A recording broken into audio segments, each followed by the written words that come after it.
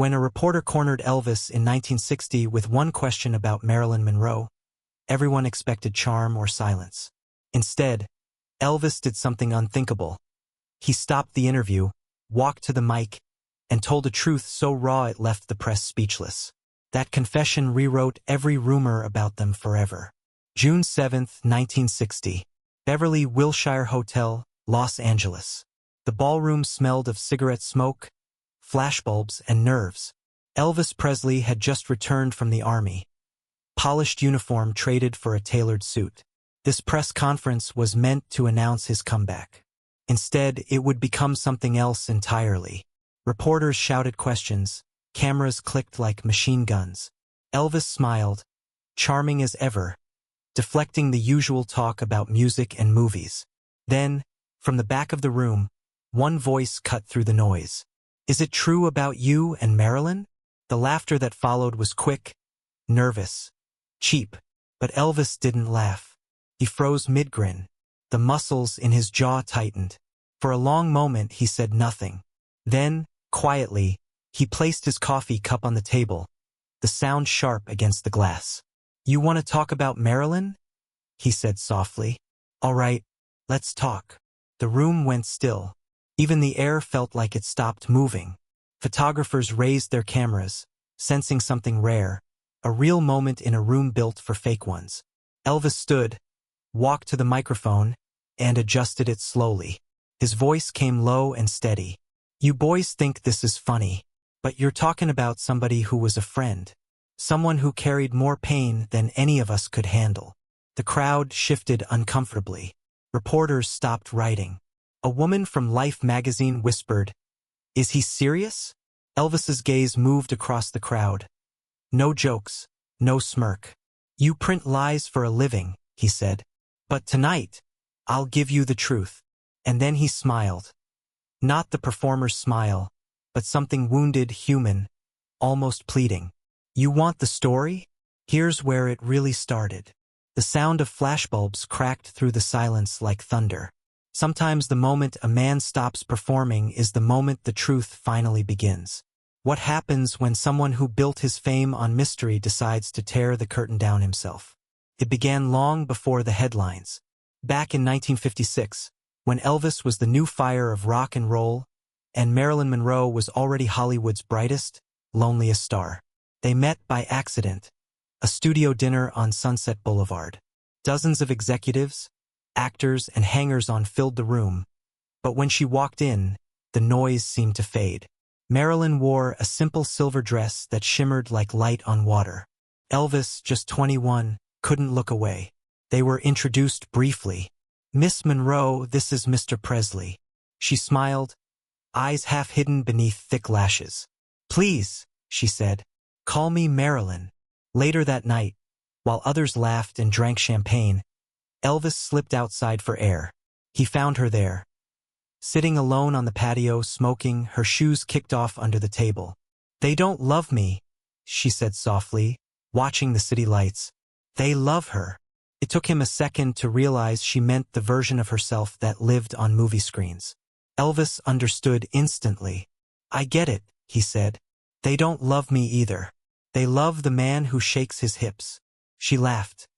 A real laugh, small and tired. That was the moment something real began.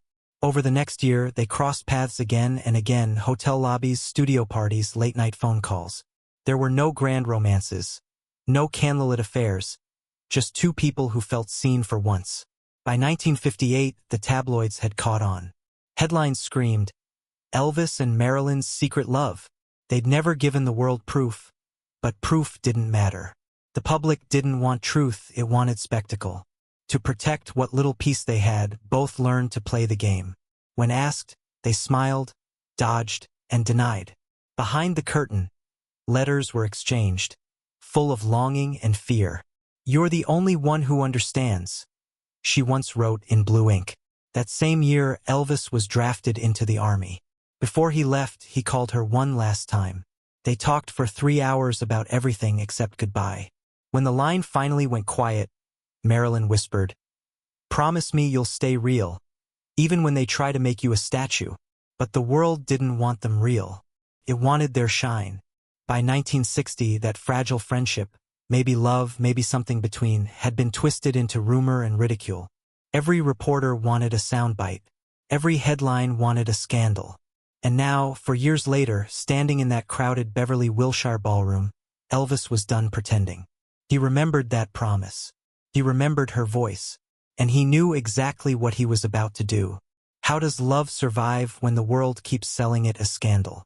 What happens when truth itself becomes too dangerous to tell? Elvis took a deep breath. His hands gripped the microphone. He was about to burn down every rumor with one confession the world would never forget. The room was frozen.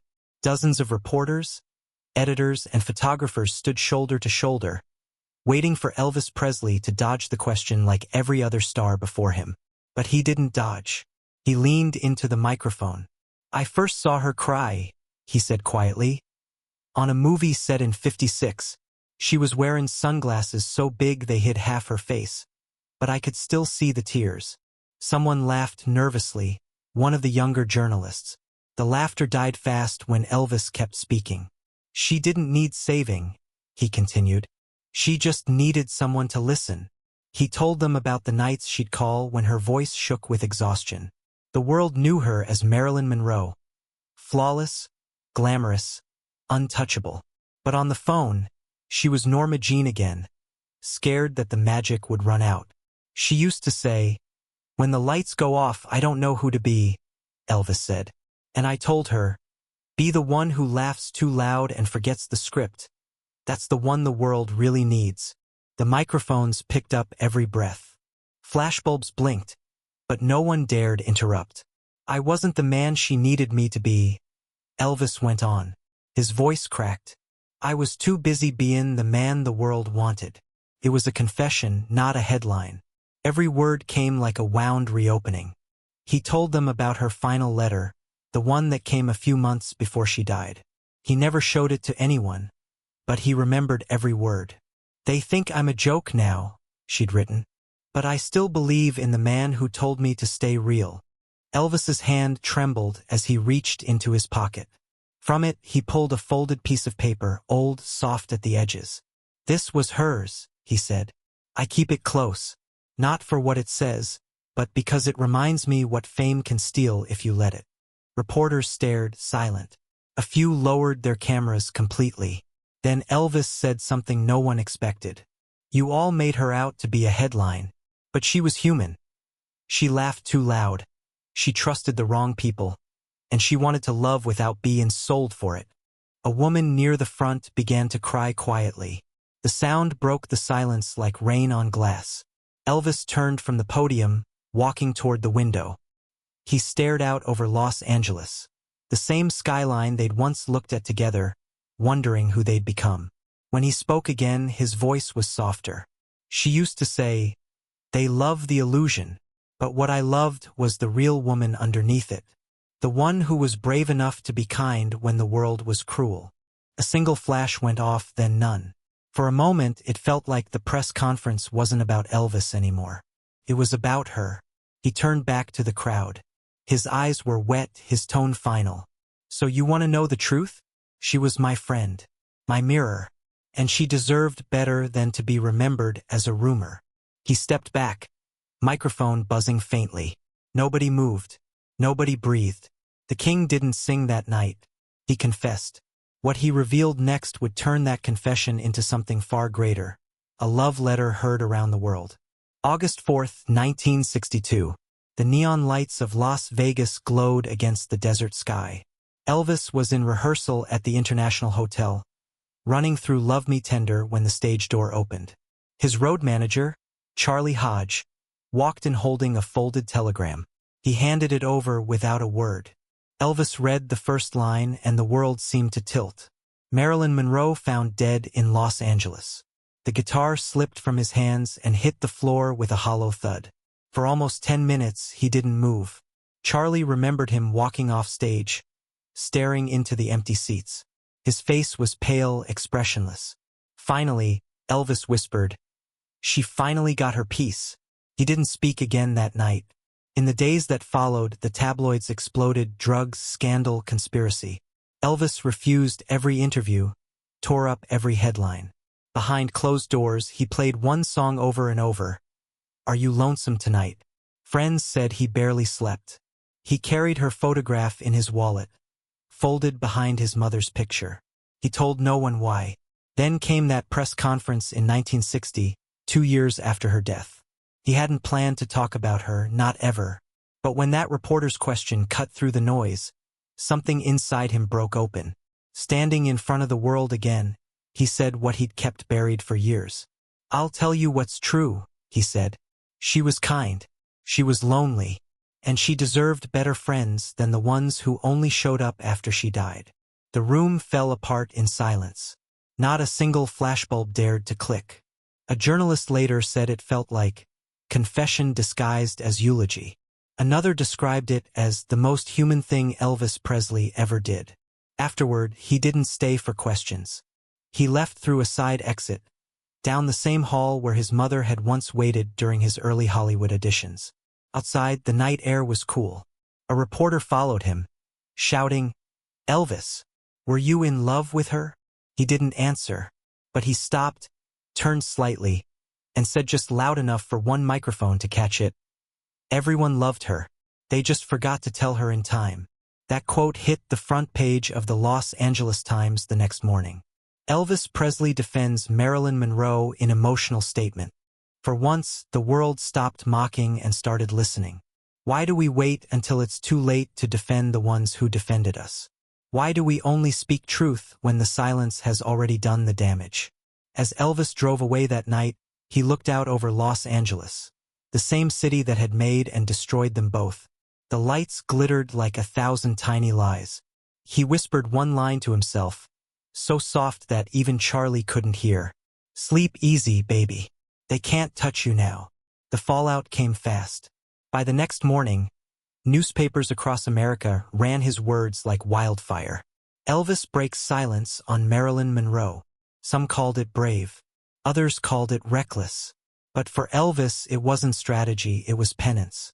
He didn't grant interviews or clarify a single rumor. Instead, he returned to what he knew best, the stage. But something had changed. When he stepped into the spotlight again, the king was quieter, more deliberate. He didn't flirt with the crowd like before. He spoke to them. Each word, each lyric carried weight. During his next Las Vegas residency, fans noticed a new ritual. At the end of every show, he'd dim the lights, sit at the piano, and softly say, "This one's for an old friend who finally found rest." Then he'd sing Can't Help Falling in Love. The crowd never understood who the dedication was for, but his bandmates knew. Charlie Hodge later said, every time he sang that song after 1960, he was talking to her. Behind the curtain, Elvis's grief turned into purpose. He quietly funded an anonymous donation to a Los Angeles rehab center, a women's recovery home that specialized in helping actresses escape addiction. The check was signed only Foundation. Only his inner circle knew what those initials meant. He also began collecting artifacts, keepsakes from their brief friendship. A pressed gardenia from the night they met, a napkin with her lipstick print from a party at the Beverly Hills Hotel, and a small silver locket he kept tucked in his dressing table. Inside the locket was a photo of Marilyn smiling, eyes bright, hair wild and free. On the back, scratched in faint ink, were 2 words, "Be real." Elvis told no one how it got there. Some said she gave it to him. Others believed he had it made from memory. Years passed, but the memory stayed close. Whenever the spotlight felt too heavy, he'd touch that locket before going on stage. A private reminder to stay true to himself, no matter what the world demanded. In 1968, during his famous comeback special, you can see him glance down and whisper something before If I Can Dream. The cameras didn't catch the words, but his friend Joe Esposito swore he heard it clearly. This one's for her. That performance reignited his career, but something deeper had changed. Elvis had turned pain into art. He was no longer running from the ghosts of fame.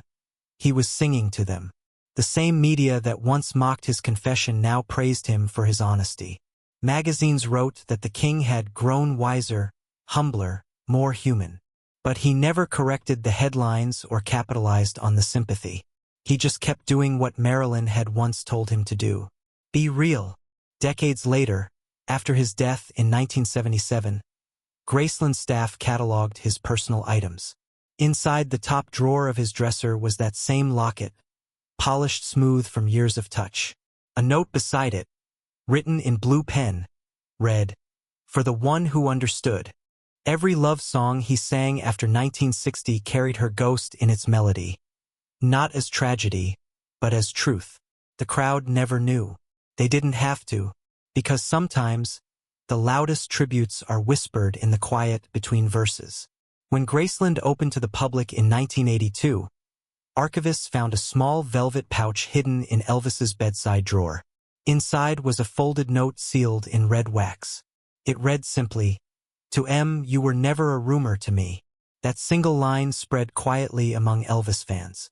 Some dismissed it as myth, others swore it was real. But those who'd seen the pouch described the handwriting as unmistakable, looping, deliberate, the same blue ink Elvis used to sign fan letters. That same year, a bronze plaque appeared near the mirror in his private dressing room. It wasn't part of the official tour. It had no signature, just one engraved line. "For those the world misunderstood, may truth outlive the gossip." Visitors who saw it didn't always understand the reference, but Elvis's old friends did. They said it was his final act of loyalty, carved in silence for the one woman he couldn't save. Music historians still debate the story, whether it was romance, friendship, or something in between. But maybe that's not the point.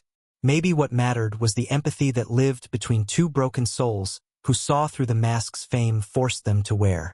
Marilyn's legend became tragedy. Elvis's became nostalgia. But in that tiny sliver of truth they shared, something eternal survived: compassion. Because the world remembered their glamour, but only they remembered each other's pain. And maybe that's the real story. Not scandal, not rumor, but two people who found humanity in a place built to destroy it. Some say a fan once asked Elvis, "Was she the one?" He smiled and said, "She was the only one who saw me." Maybe what we call gossip is just the echo of something too fragile to name. Love that lived quietly between headlines. If the story touched you, share it with someone who's ever been misunderstood. Because behind every rumor, there's a truth we rarely hear. The kind spoken in whispers, not headlines. Were you a fan of Elvis or Marilyn? Tell us your memory below, and subscribe for more untold stories that reveal the heart behind the legend.